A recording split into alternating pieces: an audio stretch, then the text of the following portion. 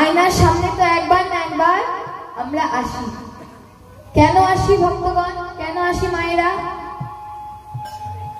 কেন না নিজের চেহারাকে দেখতে, নিজের স্বরূপকে দেখতে, তাই তো? আমি কেমন দেখতে, এদিকে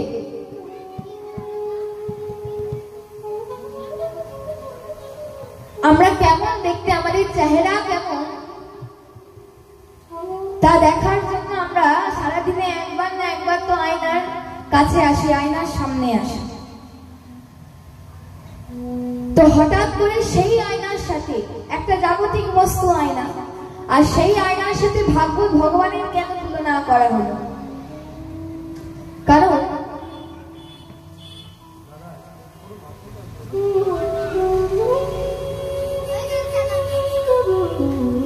তুলনা করার তাৎপর্য এটাই,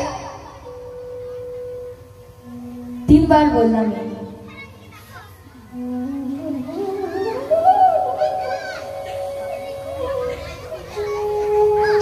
আয়নার সাথে তুলনা করার তাৎপর্য এটাই,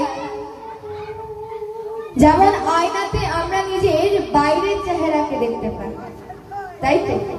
নিজের যে বাইরের মুখ রয়েছে, বাইরের চেহারা রয়েছে, সেই বাইরের চেহারাকে আয়না দ্বারা আমরা দেখতে পাই, আয়নার মধ্যে আমরা দেখতে পাই।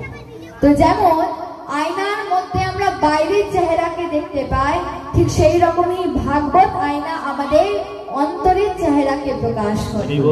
প্রেম সে বলো। এই ভাগবত রূপ আয়নার মধ্যে আমরা আমাদের ভেতরের চেহারা কেমন, আমাদের অন্তরের, আমাদের অভ্যন্তরের স্বরূপ কেমন, চেহারা কেমন, তা এই ভাগবত আয়নার মধ্যে আমরা দেখতে পাই। তো বাইরের চেহারাকে দেখার জন্য আয়নার কাছে আসতে পারি আমরা। তো ভেতরের চেহারাকে যদি কেউ দেখতে চায়, তাহলে তাকে এই ভাগবত আয়নার মধ্যে দেখতে হবে। এই ভাগবত কথা শ্রবণ করতে করতে করতে করতে এই ভাগবত কথার মধ্যে আমরা বুঝতে পারি যে আমাদের চরিত্র কেমন, আমাদের জীবন কেমন, আমরা কেমন ভাবে জীবন যাপন করছি, আমাদের হৃদয়ের স্বরূপ কেমন। প্রেম সে বলো রাধে রাধে। তো বাইরের আয়নাতে আমরা নিজের বাহ্যিক চেহারা দেখতে পাই, আর ভাগবত আয়নাতে আমরা অভ্যন্তরে অন্তরের চেহারাকে দেখতে পাই। আর শুধু তাই নয়, আয়নার সাথে ভাগবতের তুলনা করার আরেকটি অর্থ রয়েছে, তাৎপর্য রয়েছে। কি জানেন?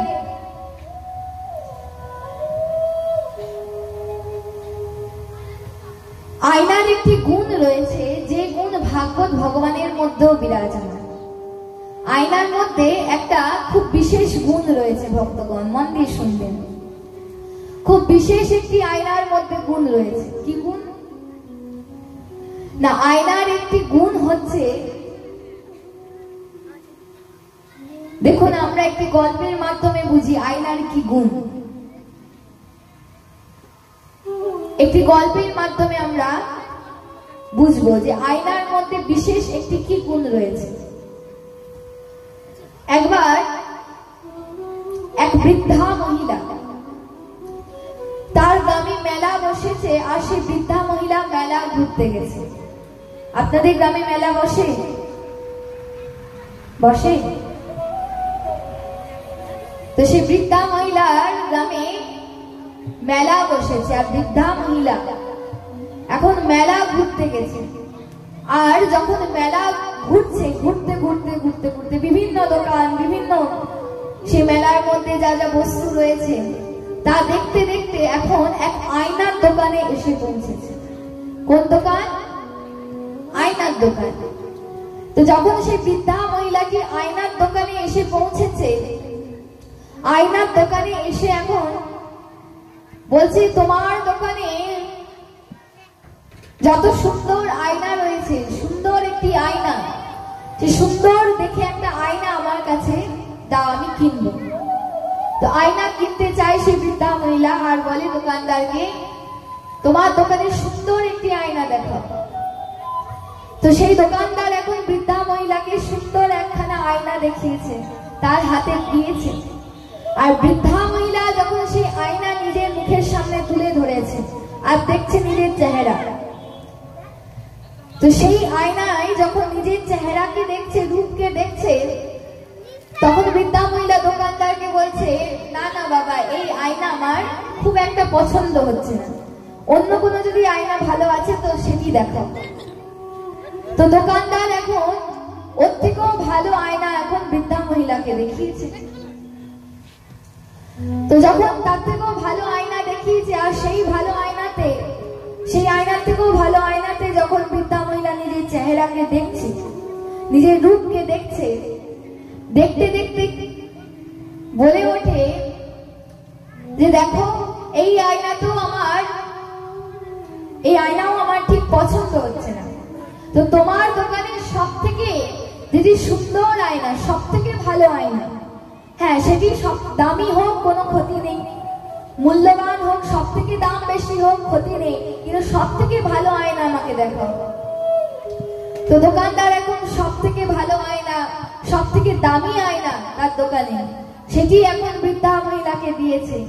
আর সেই দামি আয়নাতে, সব থেকে সুন্দর আয়নাতেও যখন বৃদ্ধা মহিলা নিজের চেহারাকে দেখছে, তখনও বলছে যে না না, দেখো কেমন কেমন আয়না রেখেছো তুমি দোকানে। আজ থেকে 30 বছর আগে আমি এসেছিলাম, আর সব থেকে কম দামি আয়নাতে নিজের মুখ দেখেছিলাম। আহা, কি সুন্দর রূপ দেখাচ্ছিল, কি সুন্দর চেহারা দেখাচ্ছিল, আর দেখো আজ সব থেকে দামি আয়নাতে মুখ দেখছি, তবু ভালো লাগছে না। প্রেম সে বলো রাধে রাধে। 30 বছর আগে সব থেকে কম দামি আয়নাতে কিনে সেখানে মুখ দেখেছিলাম, চেহারা দেখেছিলাম, কি সুন্দর দেখাচ্ছিল আমার। আর সব থেকে সুন্দর আয়না বলছে, সব থেকে দামি আয়নাতে আমি মুখ দেখছি, কই সেই চেহারা তো দেখাচ্ছে না, সেই সুন্দর রূপ তো দেখাচ্ছে না। তো দোকানদার বললেন ক্ষমা করবেন মা, এ তো আয়নার দোষ নয়। এটি কি আয়নার দোষ?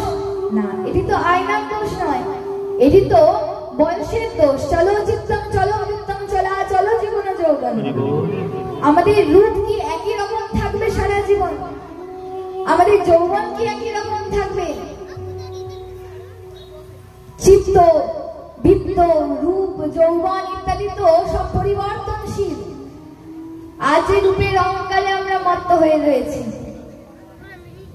সেই রূপ কি একই রকম থাকবে? একই রকম তো থাকবে না। চলো চিত্তম চলো বৃত্তম চলা চলো জীবন যৌবন।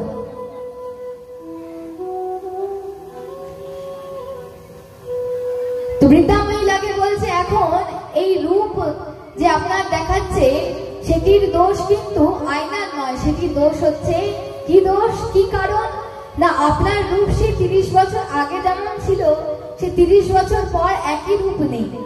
আপনি যেমন, সেই একই রূপ তো দেখাবে আয়নাতে। তো তার জন্য এটি আয়নার দোষ নয়। আয়না তো যেমন আপনি, যেমন আপনার রূপ, যদি আমার কালো বর্ণ হয় তো কালোই দেখাবে, যদি আমার গৌর বর্ণ হয় তো গৌর দেখাবে, আমার চেহারা যেমন সেই একই চেহারা দেখাবে আয়নাতে। তো আয়না আপনি যেমন তেমনই রূপকে ধরে তুলবে। অর্থাৎ কি, এখান থেকে আমাদের কি শিক্ষা নিতে হবে, কি জানতে পারি আমরা, যে আয়নার মধ্যেও একটি বিশেষ গুণ রয়েছে। আয়না থেকেও আমরা এক বিশেষ শিক্ষা পাই ভক্তগণ। আয়নার মধ্যেও একটি বিশেষ গুণ কি না, আয়না কখনো মিথ্যা কথা বলে। আমি যেমন, আমার চেহারা যেমন আয়না তেমনই দেখাবে। আমি কালো হলে আমাকে ফর্সা দেখাবে না, আমি ফর্সা হলে আমাকে কালো দেখাবে না। যেমন চেহারা তেমনই আয়নাতে প্রকাশিত হবে। অর্থাৎ আয়না সবসময় সত্য কথাই বলে, আয়না মিথ্যা বলে না। তো বৈষ্ণবগণ, রসিকগণ এই ভাগবত ভগবানের সাথে আয়নার তুলনা করেছেন। তার আরেকটি কারণ হচ্ছে যে যেমন আয়না সবসময় সত্যকে প্রকাশ করে, তেমনি ভাগবত ভগবান সবসময় সত্যকে প্রকাশ করে। प्रेम से बोलो राधे।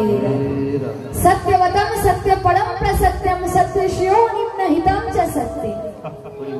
এই ভাগবত ভগবানের যখন মঙ্গলাচরণ করা হচ্ছে, জন্মাদস্য যতুর্বয়া বিতরত স্বার্থেশ বিজ্ঞসরাট তেন ব্রহ্ম হৃদयो आदि कवयो ते मह्यन्त यत्सूरयो तेजो वारि मृदम यथा विनिमयो यत्र त्रिस्वर्गो निशा धाम्ना स्वेन सदा निरस्तकुहकं सत्यं परम धीमहि।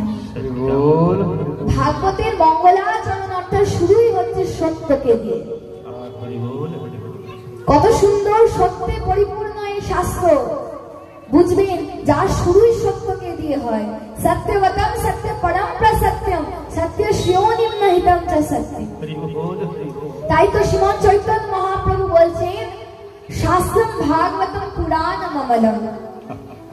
এই ভাগবত সত্যে পরিপূর্ণ। এই ভাগবতের কোন একটিও এমন অংশ নেই যা সত্য নয়, যা সত্যে পরিপূর্ণ নয়, এমন কোন অংশ নেই ভাগবতে। আর এই সত্য আমাদের জীবনের সত্যকে প্রকাশ করে। এই ভাগবত আয়নাতে আমরা নিজের চরিত্রকে, নিজের হৃদয়ের স্বরূপকে দেখতে পাই, যে আমাদের জীবন কেমন ভাবে আমরা অতিবাহিত করছি। আমরা মানবের মতো জীবন অতিবাহিত করছি না, একজন দানবের মতো জীবন অতিবাহিত করছি। এই ভাগবত আয়নাতে নিজের হৃদয়ের স্বরূপকে আমরা দেখতে পাই, কারণ ভাগবত সবসময় সত্যকে দেখায়, সত্যকে প্রকাশ করে। প্রেম সে বলো ভাগবত ভগবান কি জয় জয়। তো এত সুন্দর আমরা এই আয়নার স্বরূপ, বৈষ্ণবগণ রসিকগণ এই ভাগবতের সঙ্গে আয়নার তুলনা করছেন। আয়নার একটি